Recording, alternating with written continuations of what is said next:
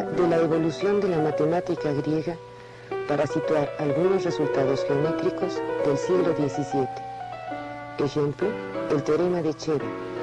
Hoy en día se suele utilizar la frase «la matemática griega», como si con ella se pudiera nombrar una doctrina homogénea, sin periodos ni contrastes. Esta falta de matices puede llevar a confundir toda la matemática griega con la de su época de esplendor, el periodo de Arquímedes en Siracusa y Apolonio en Alejandría.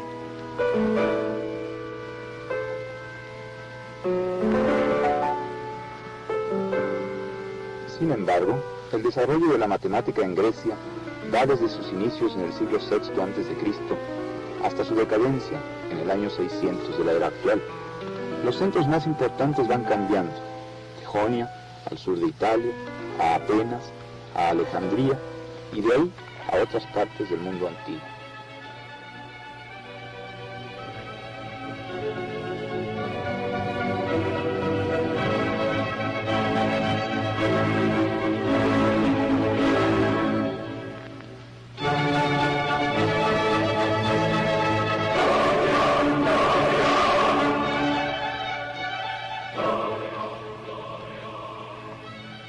Cuando Justiniano, en el año 527, llegó al trono del Imperio del Este, decidió que las enseñanzas paganas de la academia y otras escuelas filosóficas representaban un peligro para las ideas cristianas. En el año 529 de nuestra era, las escuelas fueron cerradas y sus estudiosos dispersados. Por ello, las semillas de la ciencia griega iban a ser difundidas y desarrolladas en el cercano y lejano Oriente, hasta que, 600 años más tarde, el mundo latino se encontrara en la posibilidad de volver a absorber y desarrollar los resultados de la matemática griega.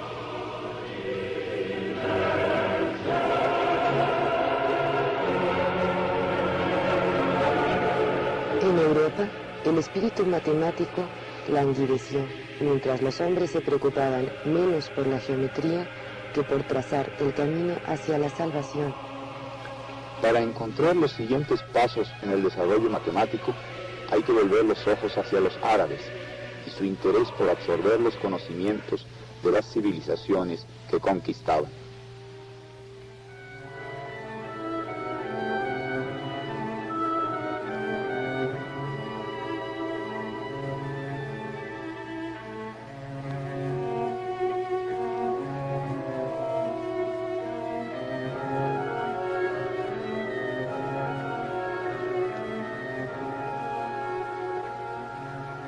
Alrededor del año 780, los estudios astronómicos de Ptolomeo, contenidos en su Tetrabiblos, fueron traducidos del griego al árabe, sumándose así a las traducciones anteriores de los textos hindúes.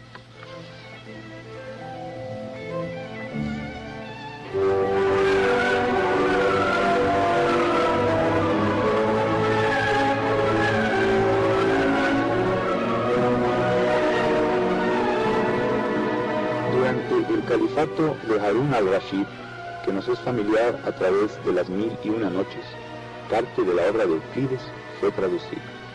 Más tarde, entre 809 y 833, la pasión por traducir textos griegos llegó a su clímax. El califa Al-Mamún determinó traducir todas las obras griegas que cayeran en sus manos, incluyendo el Almagesto de Ptolomeo y los elementos de Euclides.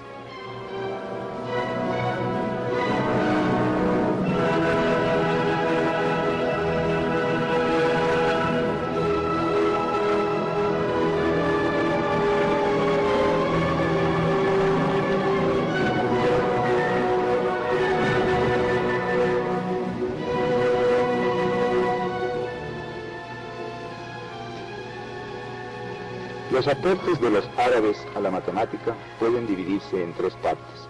Primero, una aritmética derivada de la hindú y basada en el sistema posicional. Segundo, un álgebra que, aunque tomada de la India, Grecia y Babilonia, en manos de los árabes adquirió una nueva y más sistemática forma.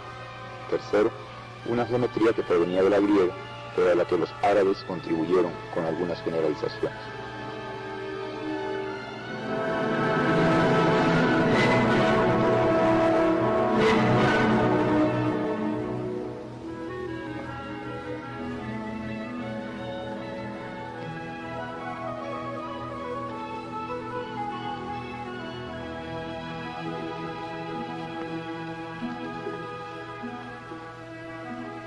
La decadencia política del Imperio Árabe en el siglo XV trajo consigo un desmembramiento de su mundo cultural, pero cuando el pensamiento árabe empezó a declinar, en Europa se inició un florecimiento cultural que permitió a sus pensadores incorporar todos los conocimientos clásicos que los árabes habían preservado y aumentado por tantos siglos.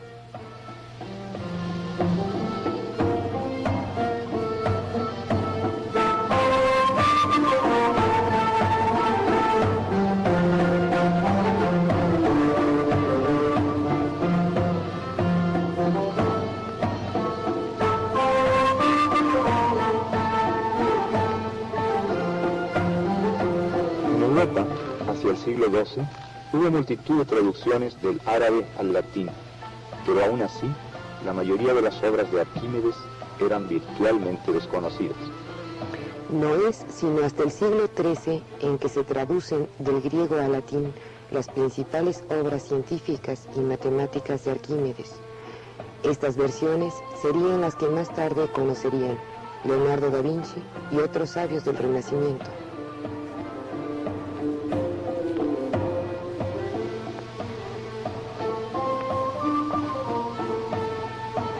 Sin embargo, en el siglo XIII, poca atención se prestó a la geometría.